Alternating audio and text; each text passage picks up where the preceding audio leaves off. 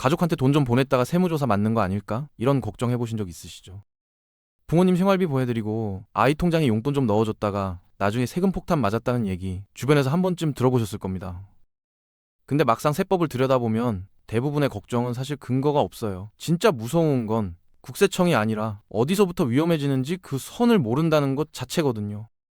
오늘은 가족 간 계좌 이체 어디까지 괜찮고 어디서부터 문제가 되는지, 그리고 국세청이 실제로 어떤 원리로 움직이는지 낱낱이 짚어드리겠습니다. 지금부터 그 기준 딱 정리해드릴게요. 서울 마포구에 사는 20대 후반 직장인 지영씨 얘기를 해볼게요. 매달 월급날이면 엄마한테 50만 원씩 꼬박꼬박 보내고 있는데 어느 날 친구한테 들은 말 한마디에 덜컥 겁이 났습니다. 야, 그거 모이면 증여세 나온다던데? 1년이면 600만 원, 5년이면 3천만 원이잖아요. 근데 결론부터 말씀드리면 지영씨는 걱정 안 하셔도 됩니다. 세법에서 부모님 생활비나 용돈은 비과세로 명시하고 있거든요. 부양 의무에 따라 지급되는 돈은 처음부터 증여로 보지 않아요. 단 여기서 조건이 붙습니다. 그 돈이 실제 생활비로 다 쓰여야 한다는 거예요. 받은 돈을 아껴 모아서 예금 들고 주식 사면 그 순간부터 또 얘기가 달라집니다. 또 하나, 돈을 받는 사람의 경제적 상황도 따져봅니다. 연봉이 억대인 자녀한테 생활비 명목으로 매달 큰 돈을 보내면 국세청은 그걸 생활비가 아니라 자산 이전으로 봐요. 지원 금액이 상식 수준이어야 한다는 것도 중요해요. 초등학생 자녀 용돈으로 매달 수백만 원씩 보내면 당연히 설명이 안 되겠죠.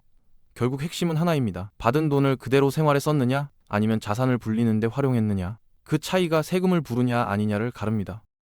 이번엔 맞벌이 없이 살림만 하는 민정씨 이야기입니다. 남편이 버는 돈 전부를 민정씨 통장으로 이체해서 가게를 관리하는 구조인데 어느 날 문득 이런 생각이 들었대요. 이거 매달 수백만 원씩 내 통장으로 들어오는 건데 나중에 증여세 나오는 거 아니야? 결론부터 드리면 그 이체 자체는 아무 문제 없습니다. 부부는 법적으로 하나의 경제 공동체로 인정받거든요. 월급을 누가 받든 어느 통장에 넣든 그 돈이 생활비로 쓰이고 자녀 학원비로 나가고 경조사에 쓰이는 한 국세청은 그걸 증여로 보지 않아요. 근데 여기서 한 가지 함정이 있어요. 민정 씨가 생활비 쓰고 남은 돈을 10년 동안 조금씩 모았어요. 어느새 3억이 됐고 그 돈으로 남편 이름 빼고 민정 씨 단독 명의로 아파트를 샀습니다. 이 순간부터 문제가 생겨요. 소득 없이 전업주부로 살아온 민정 씨 명의로 갑자기 수억짜리 부동산이 잡히면 그 자금 출처를 소명해야 하거든요.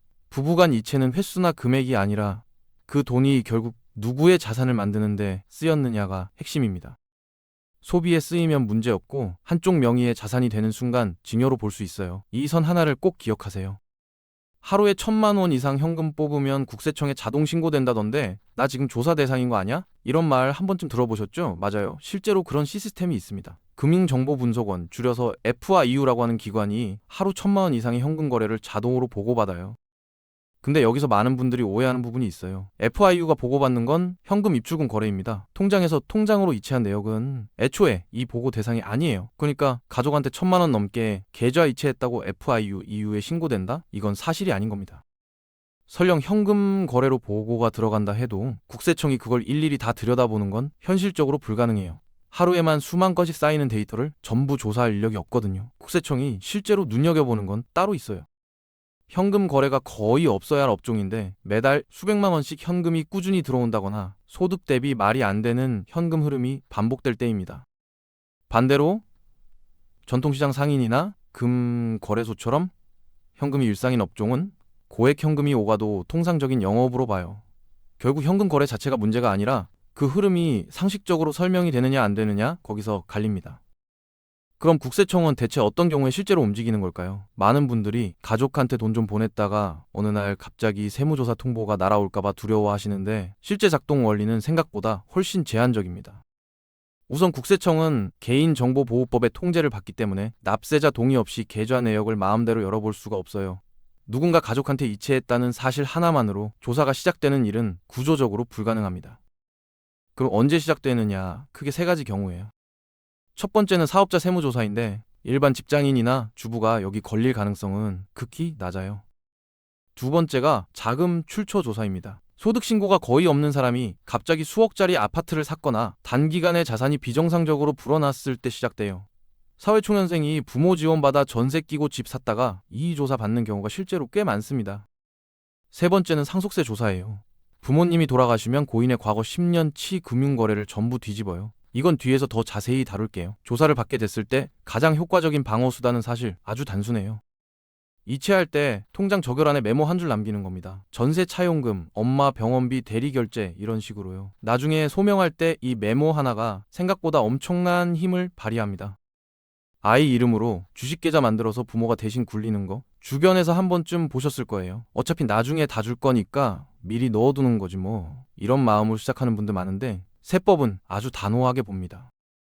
변칙 증여예요. 미성년 자녀 명의로 계좌 만들고 부모 돈으로 주식 사서 굴리면 그 수익이 아무리 자녀 통장에 쌓여도 실질적인 자산 이전으로 봐서 과세 대상이 됩니다.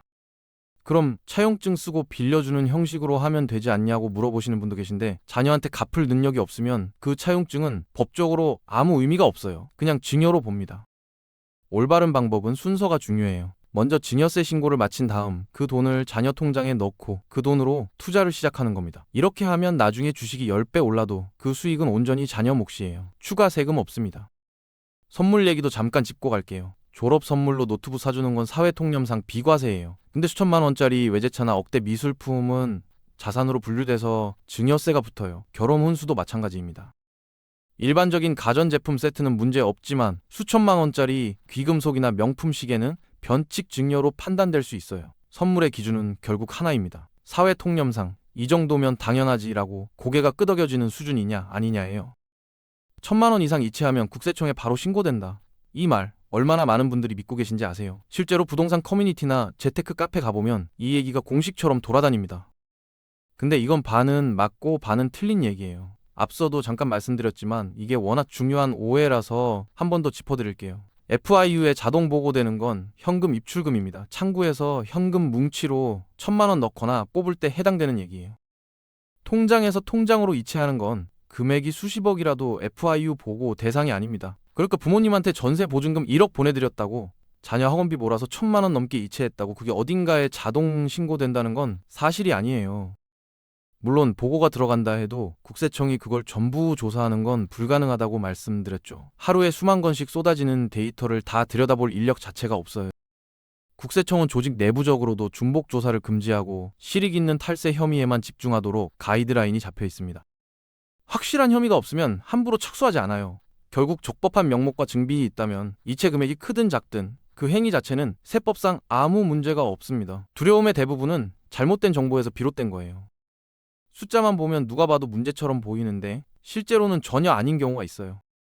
경기도 수원에 사는 며느리 수연 씨 얘기를 해볼게요. 거동이 불편한 시어머니가 3년 동안 매달 수연 씨 통장으로 생활비를 보냈습니다.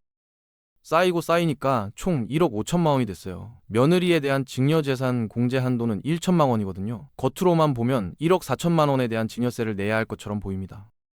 숫자만 놓고 보면 꽤 무서운 상황이죠. 근데 그 돈의 실제 흐름을 따라가 보면 얘기가 완전히 달라져요. 수연 씨는 그 돈으로 시어머니 병원비 내고 간병인 비용 결제하고 약값 치르고 요양 관련 비용을 대신 처리했습니다. 돈이 수연 씨 통장을 거쳐갔을 뿐 처음부터 끝까지 시어머니를 위해 쓰인 거예요. 수연 씨는 그냥 심부름꾼 역할을 한 겁니다. 국세청은 이런 경우 증여로 보지 않아요. 돈이 누구 계좌를 지나갔느냐가 아니라 최종적으로 누구를 위해 소비됐느냐를 기준으로 판단하거든요. 이게 바로 세법에서 말하는 실질 과세 원칙입니다. 표면적인 이체 기록이 아니라 거래의 본질을 본다는 거예요. 그래서 가족 간에 돈이 오갈 때 특히 대리결제나 심부름 성격의 이체라면 통장 적혈안에 그 이유를 한 줄만 남겨두세요. 나중에 그 메모 하나가 수천만 원짜리 세금을 막아줄 수도 있습니다.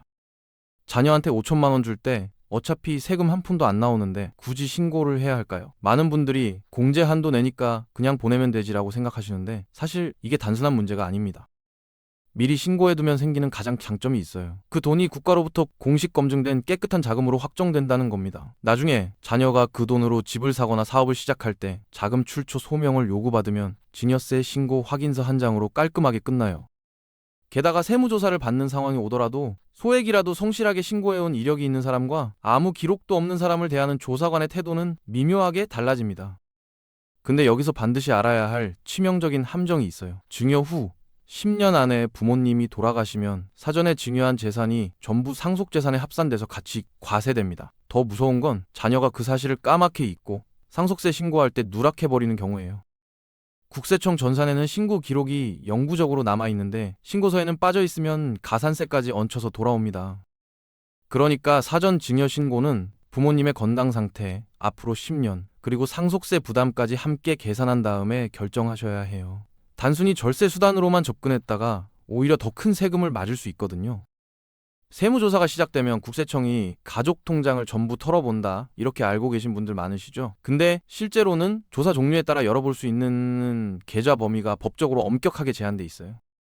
일반적인 사업자 세무조사를 예로 들어볼게요. 탈세 혐의로 조사가 시작됐다고 해서 처음부터 모든 계좌를 활짝 열어치는 게 아닙니다. 계좌 열람은 동의 절차가 까다롭고 국세청 내부 가이드라인에서도 조사 본질과 무관하게 판이 커지는 걸 극도로 꺼려요. 괜히 건드렸다가 감당 못할 상황이 벌어질 수 있거든요. 그런데 자금 출처 조사는 얘기가 달라요. 이 조사는 목적 자체가 이 돈 어디서 났어?를 밝히는 거라서 시작 전부터 당사자 계좌를 집중적으로 파고듭니다. 20대 초반 직장인이 소득 대비 말이 안 되는 금액으로 아파트를 샀거나 신혼부부가 부모한테 목돈 지원받아 전세 계약한 경우 이 자금 출처 조사에 노출되는 일이 실제로 꽤 자주 있어요. 다행인 건 자금 출처 조사는 기본적으로 자산을 취득한 당사자 한 명의 계좌만 1차적으로 열람한다는 겁니다. 그 단계에서 소명을 철저하게 해내면 조사가 가족 전체로 번지는 걸 막을 수 있어요. 초기 대응이 얼마나 중요한지 이 조사에서 특히 더 두드러집니다. 첫 단추를 잘 꿰면 가족 모두가 안전해지는 구조거든요. 모든 세무조사 중에 가장 광범위하고 무서운 게 뭔지 아세요? 바로 상속세 조사입니다. 부모님이 돌아가시면 국세청은 고인의 과거 10년치 모든 계좌 내역을 은행으로부터 일괄로 넘겨받아요. 10년이에요. 통장 거래 하나하나를 전부 들여다봅니다. 근데 여기서 끝이 아니에요. 고인의 통장에 등장하는 거래 상대방, 그러니까 남은 자녀들, 배우자의 계좌까지 동시에 열어버립니다. 가족 전체의 통장이 한꺼번에 까발려지는 거예요.